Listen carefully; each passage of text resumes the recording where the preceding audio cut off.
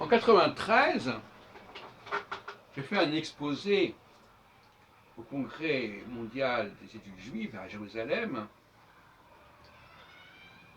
sur un traité d'astrologie, une traduction d'un traité d'astrologie, et j'ai montré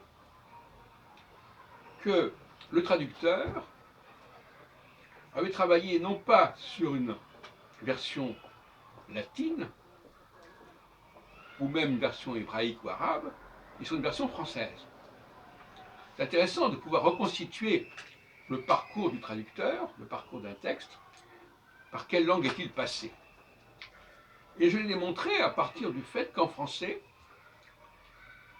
le mal et le mâle se ressemblent. Et donc, lorsque le traducteur rend un texte astrologique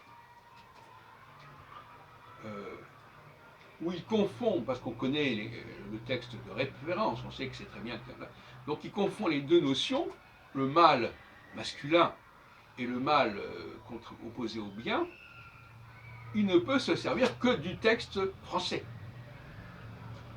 Et on voit que chez Abano, qui a proposé le texte latin, on voit qu'il a travaillé sur une version française. Et j'ai montré d'ailleurs il y a longtemps, mais on le savait, que beaucoup de textes hébraïques ou arabes ont été traduits en français d'abord. Et j'ai même édité en 1977 une traduction française, de l'ancien français, d'un traité d'Abraham ibn Ezra, du XIIIe siècle. Donc, voyez-vous, en montrant qu'il y a une ambiguïté dans une langue, et que cette ambiguïté a pu provoquer une erreur, et que cette erreur n'aurait pas pu se produire dans une autre langue, après une autre langue, on met en évidence un certain processus historique qui n'avait peut-être pas été assuré jusqu'à présent.